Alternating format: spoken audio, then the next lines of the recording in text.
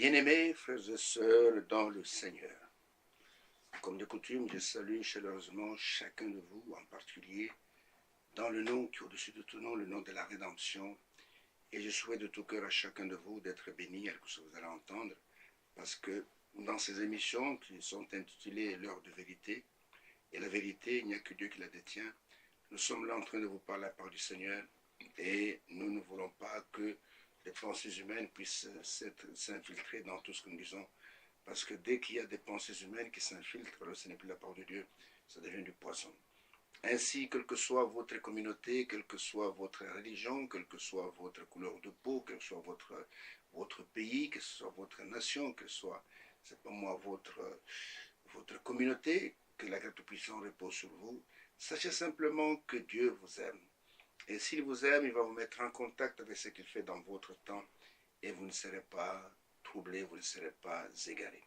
Ainsi que Dieu vous bénisse, et qu'il vous accorde le discernement des choses les meilleures, et que vous puissiez échapper à tous les cachots de Satan, et vous puissiez venir à lui, et il est le seul qui détient l'immortalité, il est le seul qui détient le salut.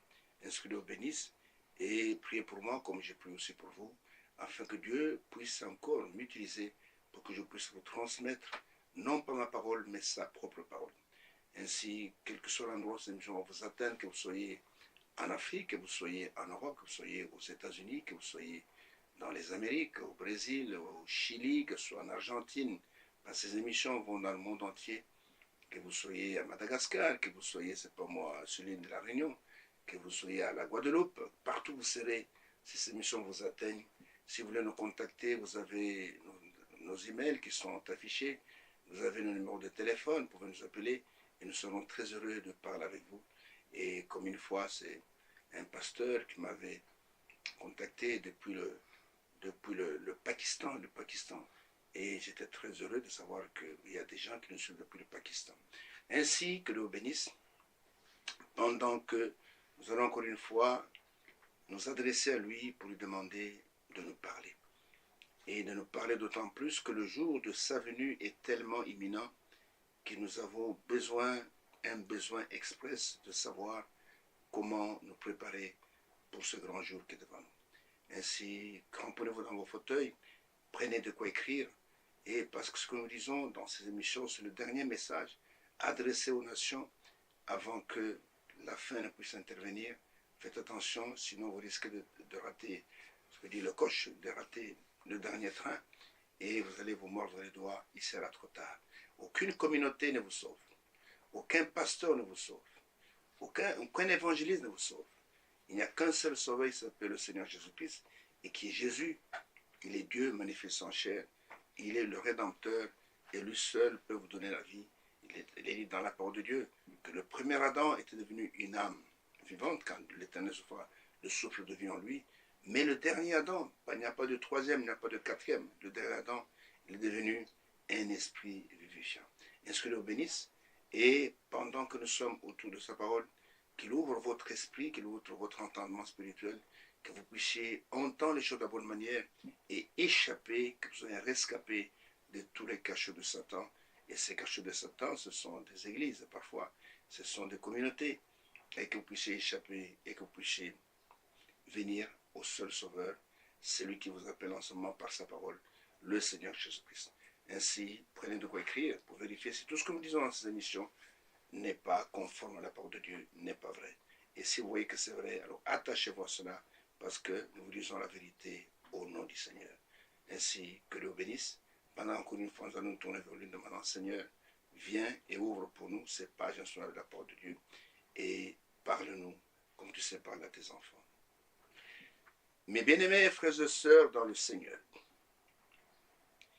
et je voudrais seulement vous dire ceci, que dans ces émissions, nous sommes en train de vous entretenir du dernier message que Dieu a adressé aux nations avant que la fin ne puisse intervenir.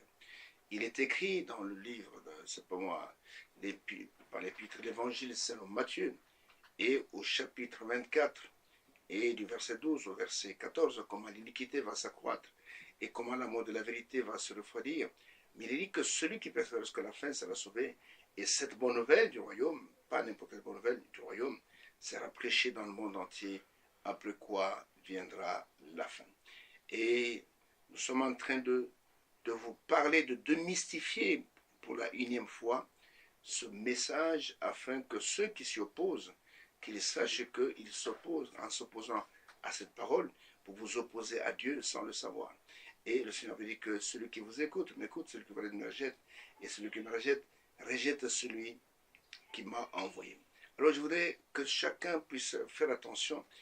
C'est vrai qu'ils ont rejeté ce message parce qu'il y a eu des faussaires qui ont commencé à adorer un homme qu'on appelle William Branham, et il y a d'autres qui ont fait de notre frère Franck d'Allemagne leur idole. C'est vrai que si vous trouvez un faux billet de 100 $, cela ne veut pas dire que tous les billets, il faut les jeter à la poubelle. Non, il y a des vrais quelque part. Et c'est la même chose pour nous.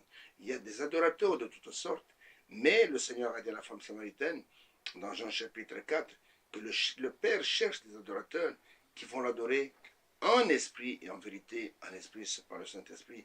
En vérité, c'est la parole de Dieu. Toute adoration qui est en dehors de la parole de Dieu, en dehors du Saint-Esprit, n'a aucune valeur devant le Seigneur. Alors, ne nous rejetez pas. Ne rejetez pas ce message en disant, écoutez, ce sont des branhamistes, ce sont des gens qui adorent un nom qu'on appelle Branham. Moi, je ne suis pas un branhamiste. Je vous informe de cela. Je suis un chrétien. Parce que l'évangile, le Seigneur a dit, allez par tout le monde, prêchez la bonne nouvelle, et faites mes disciples à moi, pas vos disciples à vous, mais mes disciples à moi, et enseignez-leur tout ce que je vous ai enseigné. Donc, nous sommes en train de retransmettre le même évangile que les apôtres ont prêché.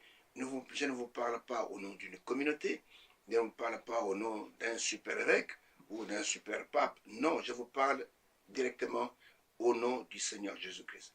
Alors, cette parole, ce n'est pas ma parole. Ce message, ce n'est pas mon message. Ce qu'on appelle message, c'est la parole de Dieu révélée pour cette heure et qui a été envoyée aux élus qui sont appelés l'épouse de Christ. C'est à eux seuls que ce message est adressé. Et ce sont eux qui peuvent le recevoir. Tout le reste, ils vont piétiner dessus parce que ça ne les concerne pas. Ils ne connaissent pas la valeur de cela. Ils sont semblables à Isaïe, qui pour un plat de lentilles, un plat d'haricots, a rejeté le droit d'aînesse. Il a vendu pour cela. Et nous ne sommes pas de cela. Alors, je voudrais seulement vous dire que dans ces émissions, c'est réellement la parole de vie que vous entendez. C'est une invitation à sortir de toutes les dénominations, de tous les credos des hommes, à venir à la parole originale, cette parole qui est au commencement, afin de prendre part à ce que Dieu fait aujourd'hui, afin de prendre part à l'achèvement de l'œuvre de Dieu aujourd'hui, afin de prendre part à l'enlèvement qui va bientôt arriver. L'enlèvement n'est pas pour les communautés. L'enlèvement n'est pas pour tous ceux qui prêchent l'enlèvement. L'enlèvement, il est pour la sémence royale d'Abraham. L'enlèvement, il est pour le corps de Christ. Qu'est-ce qui va se passer à l'enlèvement? Il n'y a que le corps de Christ qui sera enlevé. Il n'y a que le corps de Christ. Tous les autres ne seront pas enlevés. Tu peux être un bon prédicateur dans une dénomination quelconque, mais si tu n'es pas en Christ, oh là là, tu ne seras pas enlevé. Et nous voyons que la Bible dit que quand il descendra du ciel, le Seigneur, pour chercher son épouse, et qu'il va crier à partir d'en haut, il va lancer son cri de commandement. Alors en ce moment-là, qu'est-ce qui va se passer? Les morts en Christ seulement entendront cette voix et ils seront ressuscités. Et ceux qui seront restés et qui sont en Christ, comprenez, tous, c'est seulement en Christ que la première résurrection aura lieu. C'est en Christ que le changement de corps va intervenir et ceux qui sont restés vivants, ils seront changés ensemble avec les ressuscités. C'est le corps de Christ entier qui est formé des ressuscités et de ceux qui ont été transmués, c'est pas qui ont été changés. Le corps va maintenant monter pour prendre part aux noces de l'agneau dans le ciel et ils vont rencontrer le Seigneur dans les airs et le Seigneur va les amener. Aucune caméra du monde ne va filmer cela. Aucune télévision ne va parler de cela. Peut-être on dira certainement qu'il y a des gens qui ont disparu à gauche à droite. Peut-être, écoutez, dans la ville de New York, il y a eu autant. Et à Washington, il y a autant. À Kinshasa, autant. À Tokyo, autant. Et je ne pense même pas qu'on va en parler. Parce que ce sera tellement une minorité qu'on va penser que ce sont des gens qui ont disparu, qui ont été assassinés. Personne ne songera à ce que l'enlèvement a eu lieu. Parce que l'enlèvement sera soudain et secret en un clin d'œil. Donc le monde n'aura même pas le temps de savoir ce qui s'est passé. Alors c'est ainsi que nous vous disons la vérité au nom du Seigneur. Et la loi de Dieu, quand il travaille sur la terre, c'est Amos chapitre 3, verset 7. Là, il est dit, car le Seigneur, l'Éternel, ne fait rien sans avoir révélé son secret à ses serviteurs, les prophètes. Dieu, quand il va agir sur la terre, il a une catégorie de personnes qu'il utilise. Et ces personnes, c'est par elles que Dieu parle. Depuis l'Ancien Testament, Dieu a utilisé une catégorie de personnes qu'on appelle des prophètes. Et il en a aussi utilisé dans le Nouveau Testament. Il a aussi utilisé un prophète dans ce temps où nous vivons. Et Dieu ne fait rien sans avoir révélé, parce que sa volonté, c'est une volonté cachée. Et il va révéler sa volonté au travers de ses serviteurs, les prophètes. Et nous voyons que cela a été le cas dans tous les âges. Et nous allons voir quelques exemples pour se comprendre cela. Quand nous rentrons dans Genèse au chapitre 6, nous voyons que du temps de Noé, Dieu aussi a trouvé un homme. Et cet homme, c'était Noé. Et Noé avait trouvé grâce aux yeux de l'Éternel. Quand nous allons dans Genèse chapitre 6, et que nous commençons à partir du verset 5 jusqu'au verset 22, regardez ce qui s'est passé du temps de Noé. Parce que le Seigneur dit que ce qui s'est passé du temps de Noé va se répéter encore au jour du Fils de l'homme. Il est dit ceci, parce que au temps de Noé, la colère de Dieu est montée vraiment de plusieurs crans, à tel point qu'il avait décidé de noyer toute la terre dans un déluge, afin de faire disparaître toutes les impuretés et ne garder que Noé seul. Alors là, il est écrit ici, verset 5. L'Éternel vit que la méchanceté des hommes était grande sur la terre. C'est le cas aujourd'hui. Et que toutes les pensées de leur cœur se portaient chaque jour uniquement vers le mal. L'Éternel se repentit d'avoir fait l'homme sur la terre, il fit affliger en son cœur.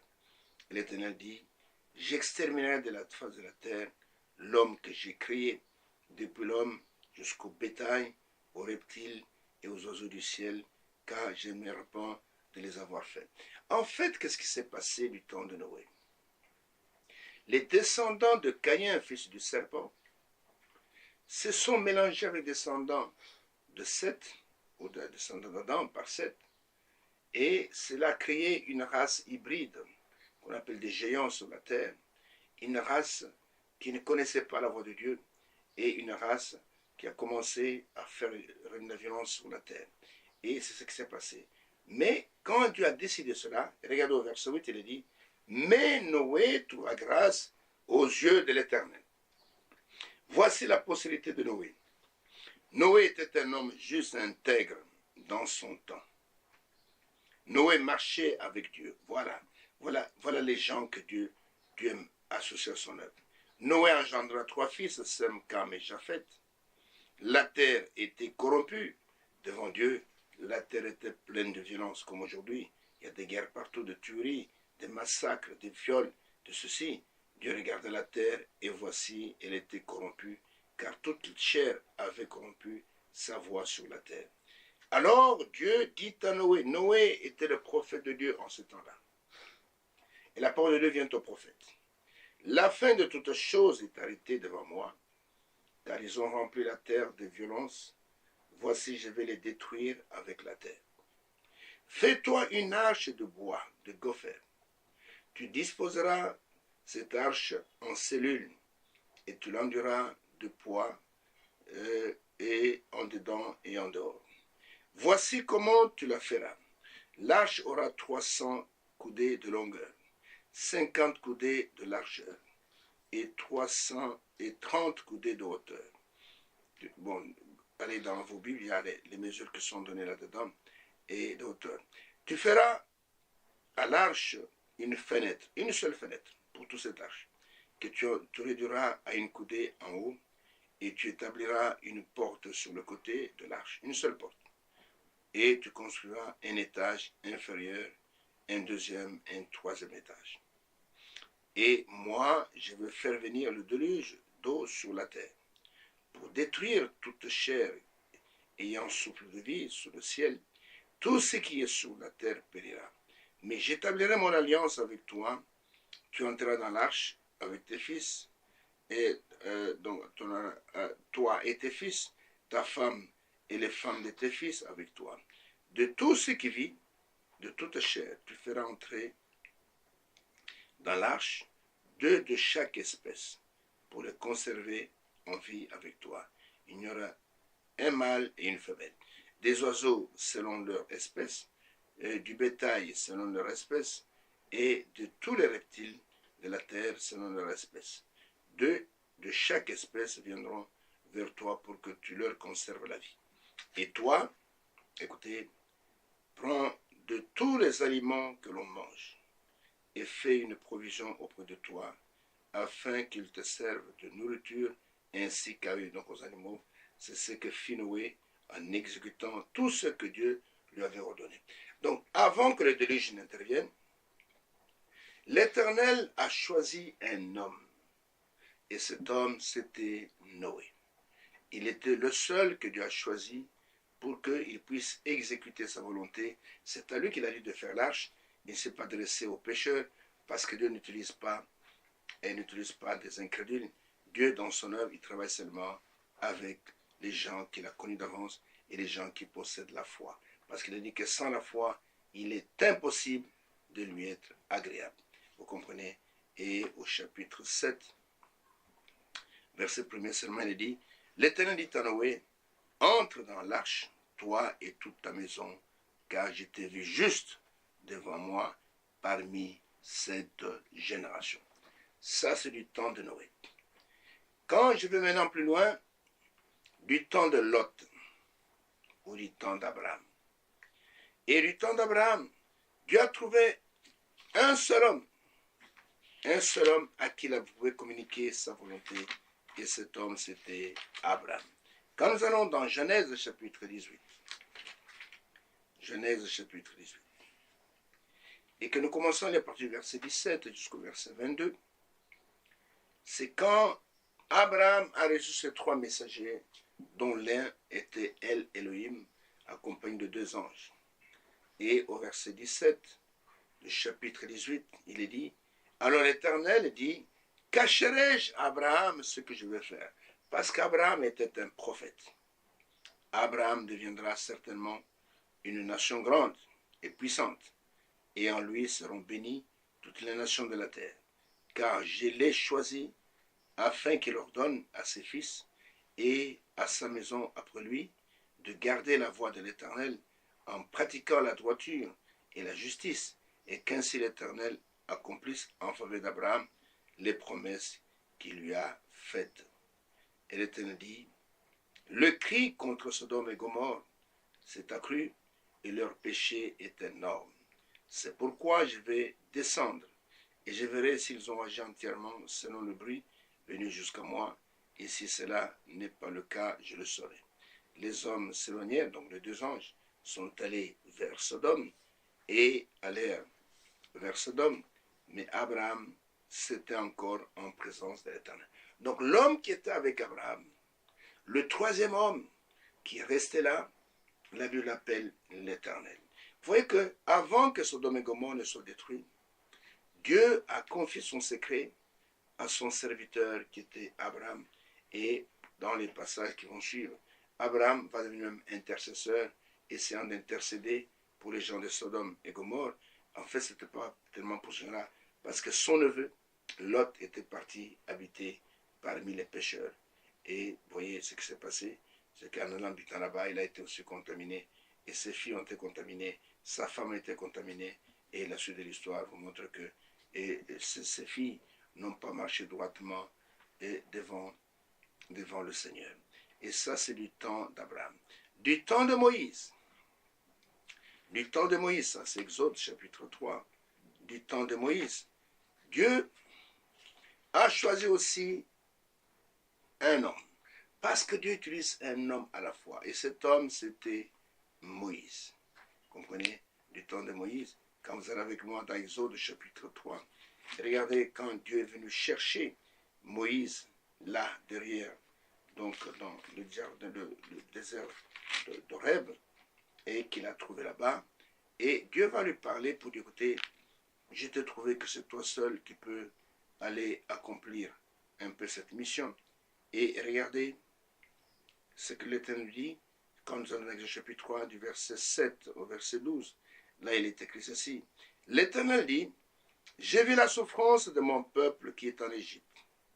Et j'ai entendu les cris que lui font pousser ses oppresseurs, car je connais ses douleurs. Je suis descendu pour le délivrer de la main des Égyptiens et pour le faire monter de ce pays dans un bon et vaste pays, dans un pays où coule le lait et le miel, dans les lieux où habitent les Cananéens, les Hétiens, les Amoréens, les Phérésiens, les Héviens et les Jébusiens. Voici les cris d'Israël sont venus jusqu'à moi, et j'ai vu l'oppression que leur font souffrir les Égyptiens. Maintenant, verset 10, va, je t'enverrai auprès de Pharaon, et tu feras sortir d'Égypte mon peuple, les enfants d'Israël. Moïse dit à Dieu, qui suis-je pour aller vers Pharaon et pour faire sortir d'Égypte les enfants d'Israël?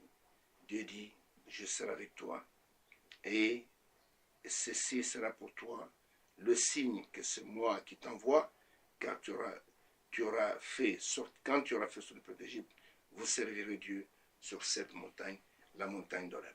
Là, vous voyez que Dieu, selon Amos 3, verset 7, du temps de Moïse, il a trouvé simplement un seul, c'était Moïse, il a envoyé. Et un peu plus tard, je prends un exemple, je prends le prophète Jérémie, dans Jérémie chapitre 1er. Jérémie chapitre 1er, là aussi c'était un temps où Israël s'est détourné de son Dieu, et Israël devait aller en captivité, et Jérémie nous dit ceci, dans Jérémie chapitre 1, verset 4, verset 5 d'abord, il dit, l'Éternel me fait adresser en ces mots, il dit, avant que j'étais formé dans le ventre de ta mère, je te connaissais. Je te connaissais. Et avant que tu sois sorti de son sein, je t'avais consacré, je t'avais établi prophète des nations. J'ai répondu, ah Seigneur l'Éternel, je vais jusqu'au verset 10. Voici, je ne sais point parler, car je suis un enfant. L'Éternel me dit, ne dis pas je suis un enfant, car tu iras vers tous ceux auprès de qui je t'enverrai, et tu diras tout ce que je t'ordonnerai.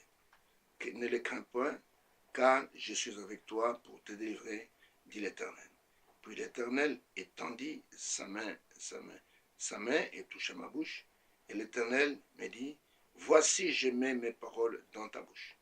Regarde, je t'établis aujourd'hui sur les nations et sur les royaumes, pour que tu arraches et que tu abattes, pour que tu ruines et que tu détruises, pour que tu bâtisses et que tu plantes. Et si nous allons plus loin, et en partie du verset, toujours pour le prophète Jérémie, au verset 17, il dit ceci, et toi, saint terrain,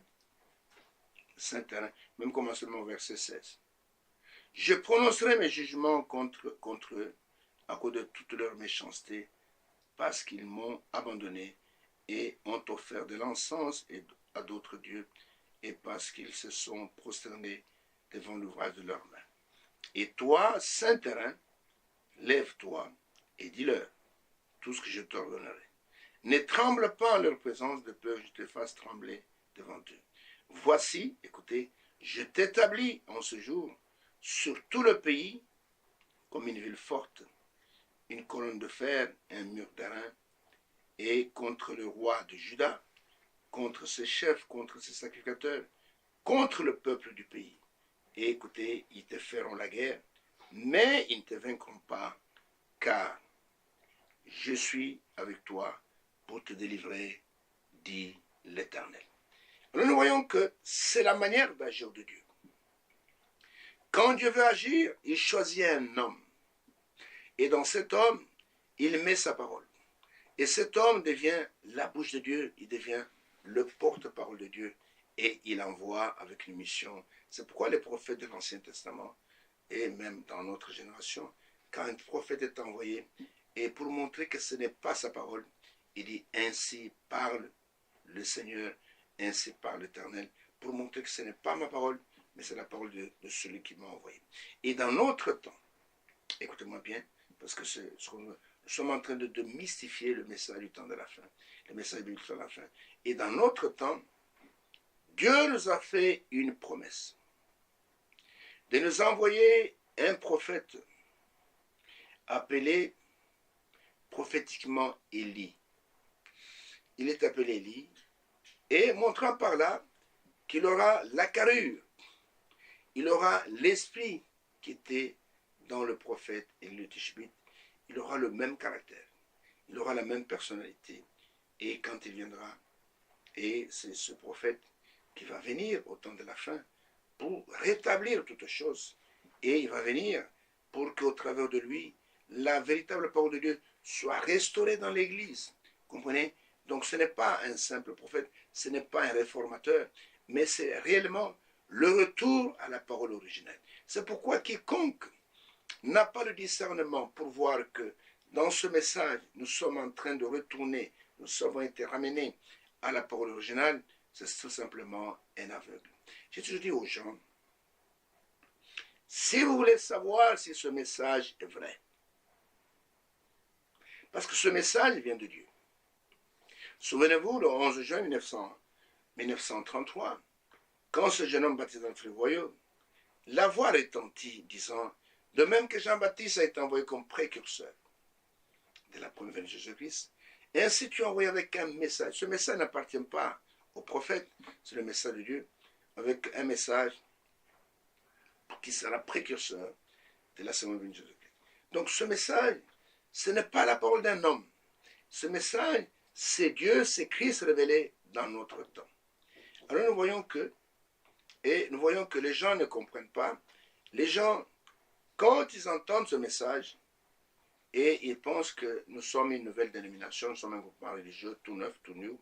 Mais je peux vous dire ceci, mon bien-aimé frère, toi qui m'écoutes au travers de ces émissions, le message biblique du temps de la fin, et qui a été amené par un prophète qui est appelé prophétiquement Élie, ce message, qui est le message de Dieu, qui est le message de rétablissement, est venu pour nous ramener à la foi originale. Ce message n'appartient à aucune communauté faite de main d'homme. Et nous voyons que quand Dieu a promis, il a dit, c'est la dernière prophétie de l'Ancien Testament. Regardez que la dernière prophétie ne concerne pas le Messie. Le Messie, on en a parlé beaucoup. Isaïe en a parlé beaucoup. Malachie en a parlé. Et il y a ça, parce que tous les prophètes en ont parlé. Mais arrivé pour la promesse de cette heure, la promesse de cette heure, je prends la fin de l'Ancien Testament. La fin de l'Ancien Testament. C'est le prophète Malachie. Malachie ou Malachi pour certains, c'est la même chose, Malachie ou Malachi. Et nous voyons que ce sont les dernières paroles qui vont clôturer l'Ancien Testament. Là, il est dit ceci, Malachie chapitre 4, verset 5, verset 6. Un chapitre qui n'est pas long. Un chapitre qui n'a que 6 versets. Les versets précédents parlent du jour de l'Éternel, dont nous allons parler tout à l'heure. Et ce que Dieu va faire. Alors, il est dit ici, voici, je vous enverrai Élie, le prophète. Pas plusieurs prophètes, Élie, au singulier, le prophète, avant que le jour de l'Éternel arrive, ce jour grand et redoutable, vous entendez, ce jour grand et redoutable, il ramènera le cœur des pères à leurs enfants et le cœur des enfants à leurs pères, de peur que je vienne frapper le pays d'interdit. Voici un passage biblique mystérieux. Voici, je vous enverrai Élie, le prophète. Avant que je l'Éternel arrive, ce grand redoutable, quand il viendra, il ramènera le cœur des pères à leurs enfants et le cœur des enfants à leur père, de peur que je vienne frapper le pays d'interdit. Et la parole de Dieu, on ne la reçoit pas par la théologie, par une étude accumulée de la grammaire, du grec, de l'hébreu. La parole de Dieu, ce n'est pas l'intelligence humaine qui peut te la révéler. La parole de Dieu, on la reçoit uniquement par révélation. Souvenez-vous quand le Seigneur a posé la question à ses propres disciples.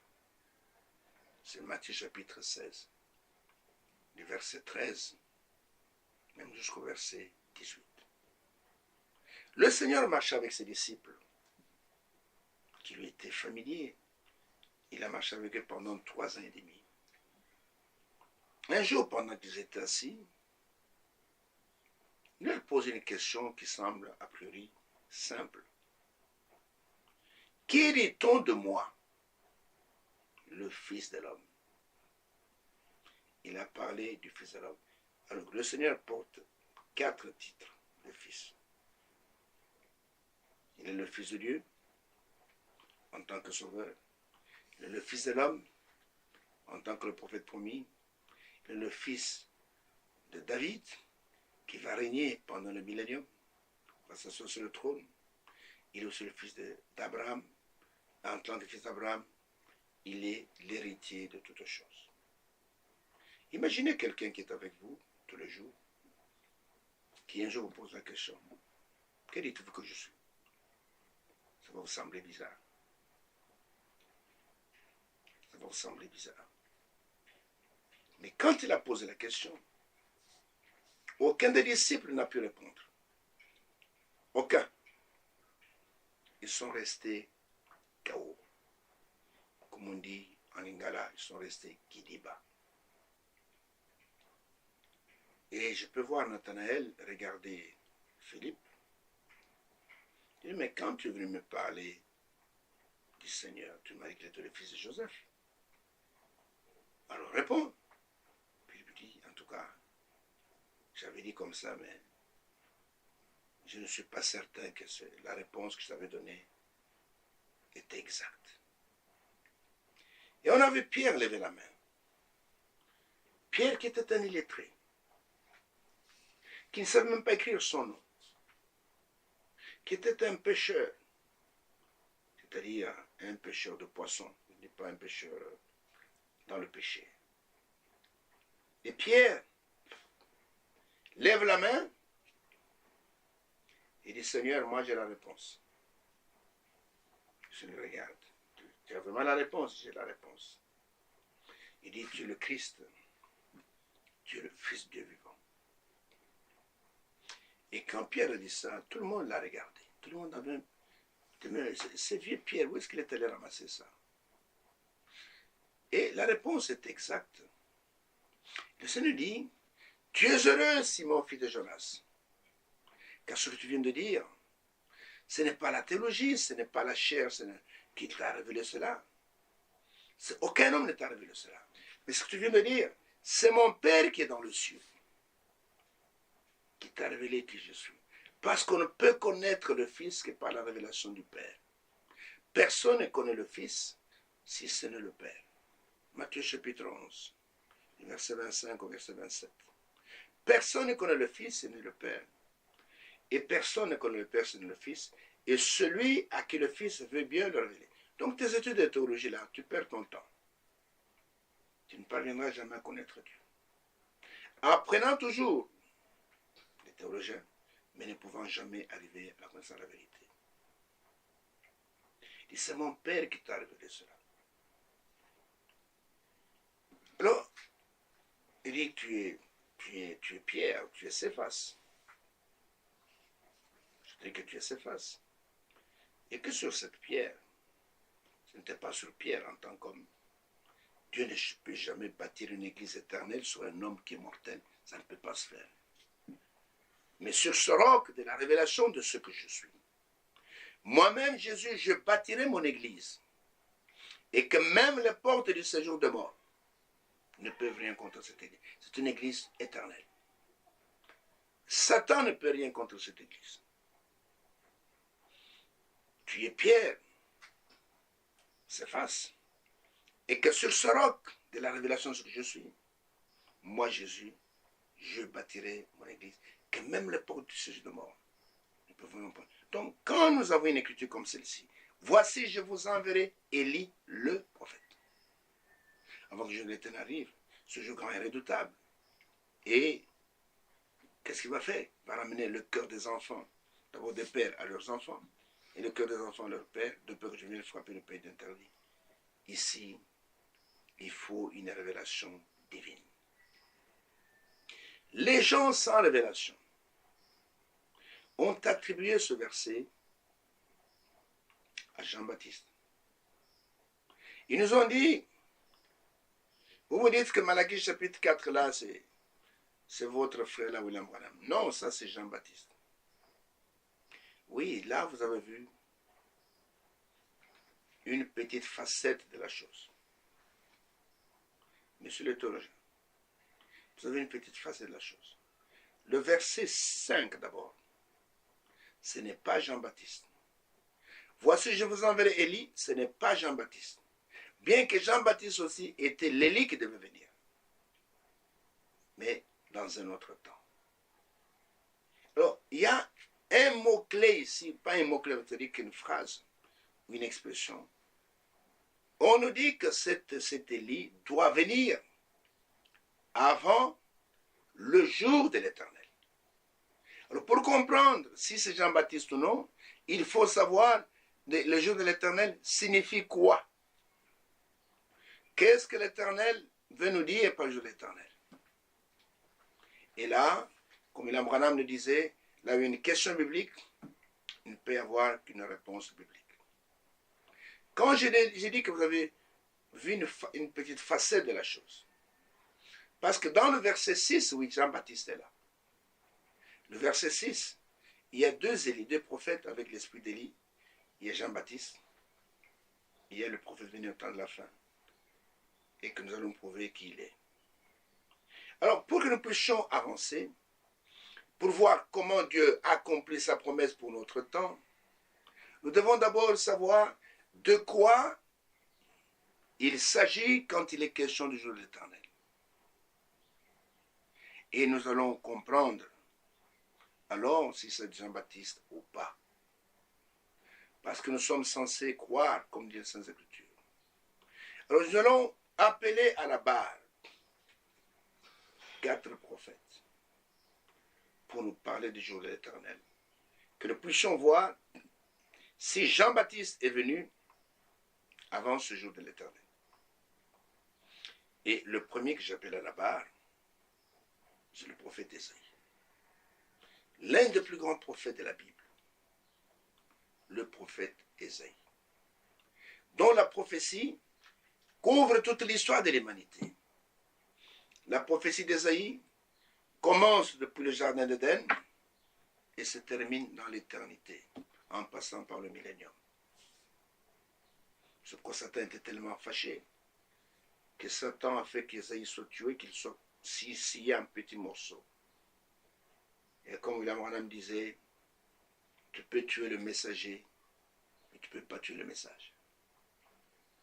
Le messager peut mourir, mais le message va continuer à aller de l'avant. Pourquoi? Parce que le message, c'est la parole de Dieu, et la parole de Dieu, c'est Dieu lui-même. Dieu est sa parole sans. Alors nous allons aller questionner Ésaïe, prophète Ésaïe. Le jour de l'Éternel signifie quoi? Parce que nous voulons savoir quand est-ce que cet Élie va venir. Alors prenons Ésaïe chapitre 13. Ésaïe chapitre 13. Vous qui dites que c'est Jean-Baptiste, prenez de quoi écrire. Ésaïe chapitre 13. Et là, nous allons commencer par le verset 6. Je vais m'arrêter au verset 16. Nous allons voir si ce qui est dit ici s'est accompli quand Jean-Baptiste était sur la terre, s'il est venu avant ce jour de l'Éternel. Et le prophète Ésaïe dit ceci: gémissez car le jour de l'Éternel est proche. Ah bon? Vous savez, un prophète, quand il parle, Il peut vous parler d'un événement qui va arriver dans 1000 ans, comme si l'événement vient d'arriver ou est déjà arrivé. Pourquoi? Parce que le prophète voyait des visions. Et dans les visions, quand il voit la vision, pour lui, l'affaire est déjà réglée. Regardez quand Isaïe a annoncé la venue du Messie. Il dit d'abord, voici une vierge concevra, ainsi de suite. Elle enfantera un fils, l'appellera Emmanuel. Ok, ça c'est la venue dans le futur. Mais au chapitre 9, verset 5, il dit, voici un enfant nous est né. L'enfant n'était pas encore né. Et un fils nous est donné. Le fils n'était pas encore là. On l'appellera admirable, conseil de puissance. Le fils allait venir plus de 800 ans plus tard. Mais Isaïe en parle comme si du passé, parce que pour lui, la chose est déjà accomplie. Parce qu'un prophète, il transmet ce qu'il voit. Il est, comment il veut dire, parfois quand il dit, la chose qu'il voit va arriver dans 2000 ans, mais lui, comme il la voit, il la parle au présent. Alors il dit, gémissez car le jour de l'Éternel est proche.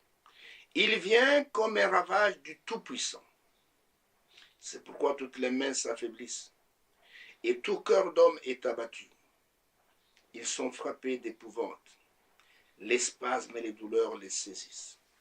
Ils se tordent comme une femme en travail. Ils se regardent les uns les autres avec stupeur. Leurs visages sont enflammés. Voilà ce qui se passe dans le jour de l'Éternel. Voici le jour de l'Éternel arrive. Jour cruel, pas jour de pitié, hein, jour cruel. Jour de colère, pas jour de paix, hein, et d'ardente fureur.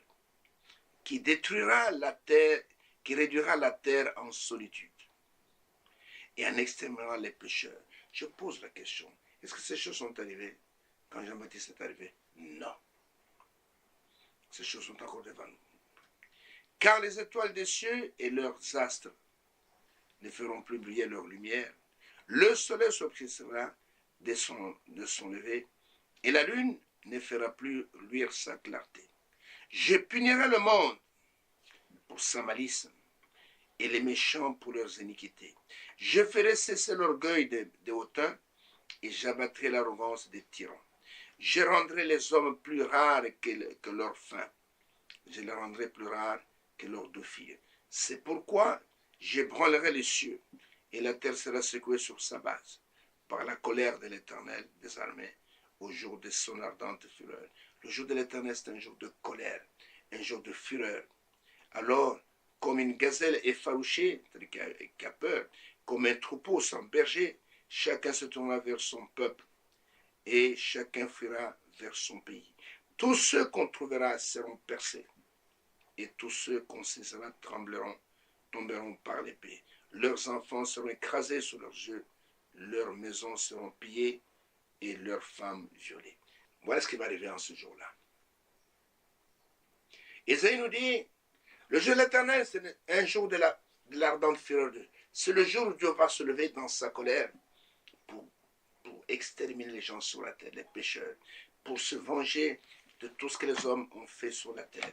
Et nous allons demander à un autre prophète, c'est Joël. Le prophète Joël. Nous allons lui poser la question, Joël, dis-nous aussi, que penses-tu du jour de l'Éternel?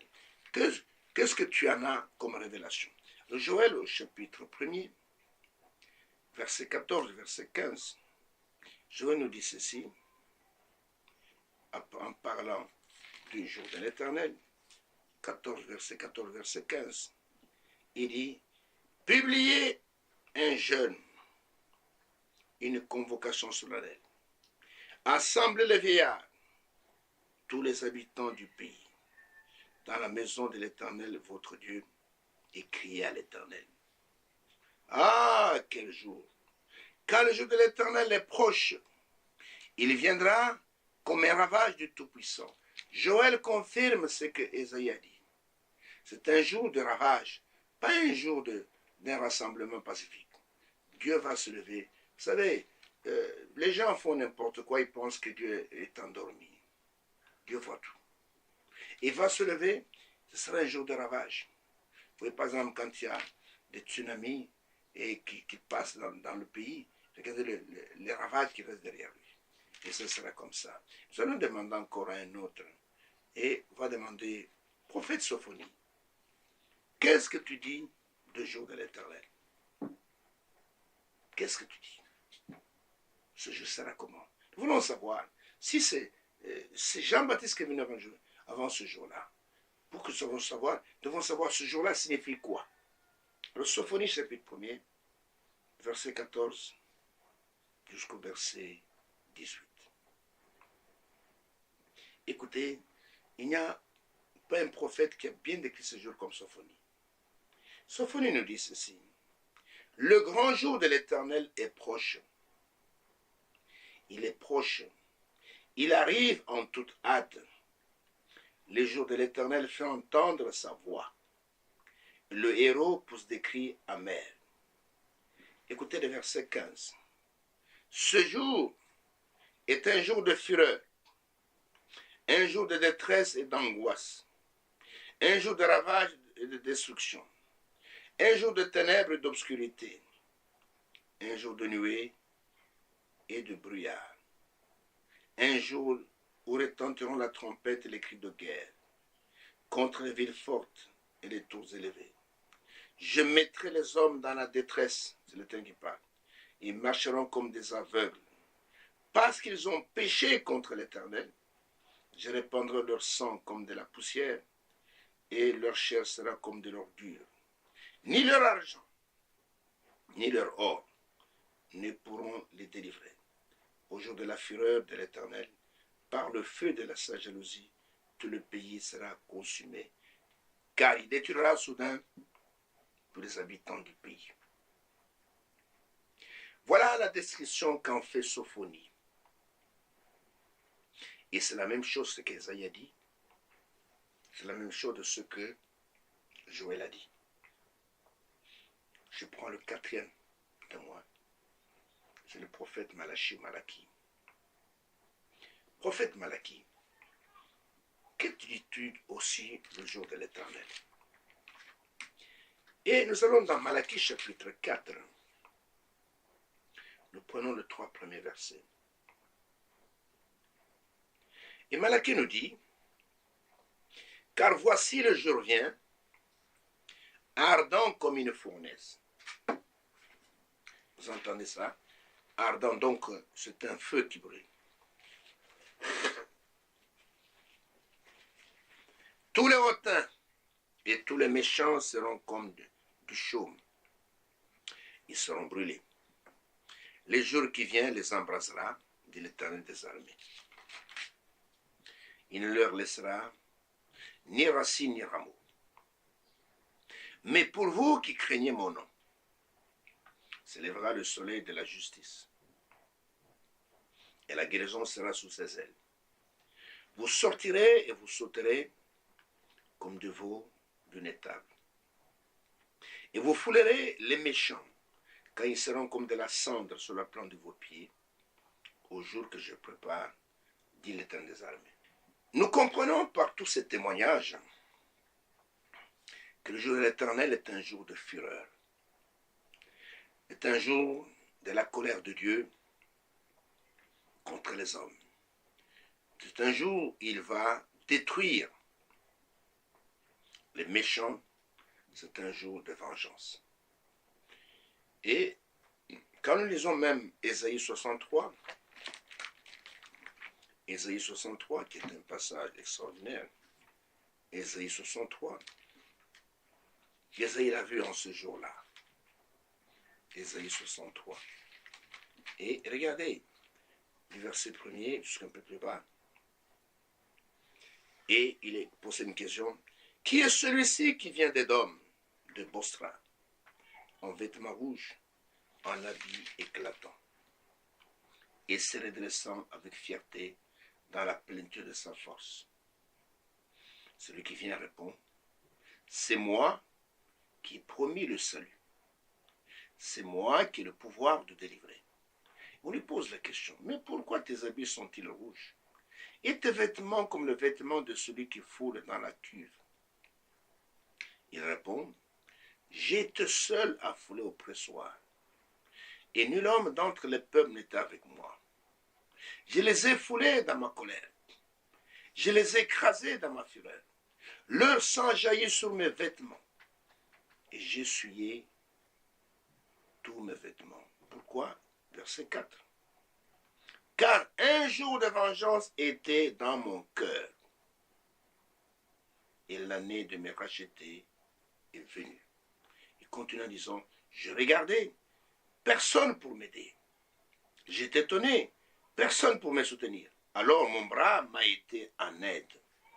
Et ma fureur m'a servi d'appui. J'ai foulé les peuples dans ma colère. Je les ai rendus ivres dans ma fureur.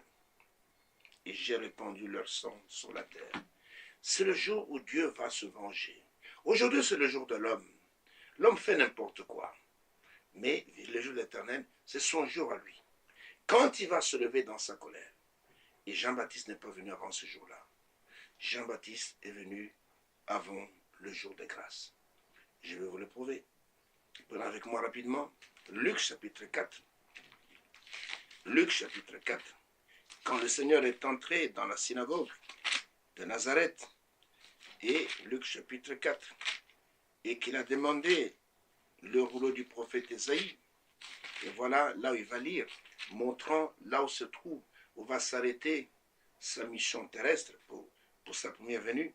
Il est écrit, Jésus revêtu de la puissance de l'Esprit, retournant en Galilée, c'est après la tentation de Satan, et sa renommée s'est répandue dans tout le pays d'alentour. Il enseignait dans les synagogues et il était glorifié par tous. Il se rendit à Nazareth où il avait été élevé et selon sa coutume, il entra dans la synagogue le jour du sabbat. Il s'éleva pour faire la lecture.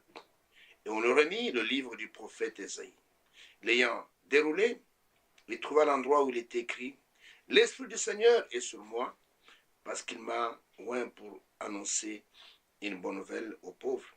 Il m'a envoyé pour guérir ceux qui ont le cœur brisé, pour servir, pour proclamer aux captifs la délivrance et aux aveugles le recouvrement de la vue, pour renvoyer libres les opprimés et pour publier une année de grâce du Seigneur. » Et quand il va parler de l'année de grâce, il va s'arrêter là. Et alors qu'il a lu dans Ésaïe 61, du verset 1er jusqu'au verset 2, mais il va s'arrêter au milieu du verset 2, parce que la suite parlait du jour de vengeance. Et quand il est venu la première fois, il est venu pour apporter la grâce, selon ce qui est écrit dans Jean chapitre 1er, verset 17. Il est dit que la loi est venue par Moïse, mais la grâce et la vérité sont venues par Jésus-Christ. Donc Jean-Baptiste n'est pas venu avant le jour de colère. Non, le jour de colère, nous l'attendons encore. Il est derrière nous. Jean-Baptiste est venu, ou il est devant nous.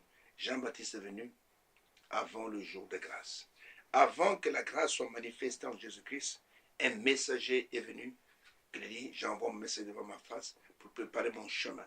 Alors nous voyons que Malachie chapitre 4, je reviens là, verset 5 ne concerne pas Jean-Baptiste, mais cela concerne une autre personne. Et cette personne, nous allons la voir dans l'émission qui va suivre. Et nous allons vous donner tous les détails. Jésus lui-même l'a confirmé pour montrer que cet Élie-là n'était pas Jean-Baptiste. Mais Jean-Baptiste se retrouve dans le verset 6. Parce que celui qui aura la tâche de ramener le cœur des pères vers les enfants, c'est cette phrase-là seulement, c'est ce que l'ange Gabriel a rappelé au père de Jean-Baptiste, Zacharie, quand il le voit au chapitre 1er de Luc, et il est venu le rappeler ce que sera cet enfant. Mais la première partie, ça ne concerne pas Jean-Baptiste. Il n'est pas ce prophète-là. Et le prophète que nous attendons, c'est le prophète qui va venir avant le jour de jugement. Mais dans Luc chapitre 1er, verset 17, quand l'ange Gabriel a annoncé à Zacharie que ta femme deviendra enceinte, qu'elle enfantera un fils, ainsi de suite, et il lui dit ceci au verset 17, il marchera devant Dieu, donc cet enfant, avec l'esprit et la puissance d'Élie. Et il était aussi l'Élie qui devait venir, pour ramener le cœur des pères vers les enfants. C'est tout ce qu'il a fait. C'est de prendre ceux qui étaient dans le judaïsme, les amener à croire en Jésus, qui représentait les enfants du Nouveau Testament. Vous comprenez? Et c'est ce que Jean-Baptiste a fait. Il a présenté à Israël en disant, voici l'agneau de Dieu qui ôte le péché du monde. Donc c'était son travail. Il va amener les gens qui étaient sous la loi à devenir sous la grâce. Il a dit, et il marchera devant Dieu avec l'esprit de puissance d'Élie pour ramener le cœur des pères vers les enfants et les rebelles à la sagesse, afin de préparer au Seigneur un peuple bien disposé. Donc Jean-Baptiste a accompli la première partie du verset 6. Mais Jean-Baptiste n'était pas l'élite de venir avant le jour de vengeance. Le jour de vengeance, il va bientôt arriver, parce que nous arrivons à la fin. Et il y aura des choses terribles qui vont se passer sur la terre. Malheur à ceux qui sont sur la terre quand ce jour arrivera. Et parce que Dieu dit, j'ai rendu les hommes rares sur la terre, comme lors d'Onyx, et les gens vont souffrir. Et avant que cela n'arrive, Dieu nous a lancé une bouée de sauvetage, nous demandant de rentrer dans l'arche de l'Alliance pour échapper aux jugements qui vont frapper la terre. Et dans l'émission qui va suivre, nous allons vous montrer comment Dieu a accompli fidèlement sa parole et il nous a envoyé cet Élie. Ce n'est pas de l'imagination, ce n'est pas de calcul, ce n'est pas moi spirituel. Dieu l'a confirmé et je vais vous le prouver avec toutes les preuves. Et parce que nous voulons encore une fois rendre un dernier témoignage à ce message et au messager que Dieu nous a envoyé, qui est l'Élie qui devait venir. Et nous voulons voir ceux qui s'attachent réellement à la parole prophétique. Ceux qui ont reconnu le message, comme Ésaïe a dit dans Ésaïe 53, qui a cru à ce qui nous est annoncé, qui a reconnu le bras de l'Éternel. Et nous aussi, Dieu a agi, nous a visités dans ces temps de la fin, mais très peu ont reconnu le jour de notre visitation, comme Israël avait raté le jour de sa visitation quand Jésus était sur la terre. Ainsi, que Dieu vous bénisse, que vous accorde seulement des choses les meilleures. Priez pour moi comme je prie pour vous. Et si Dieu le veut, je vous donne rendez-vous à l'émission prochaine.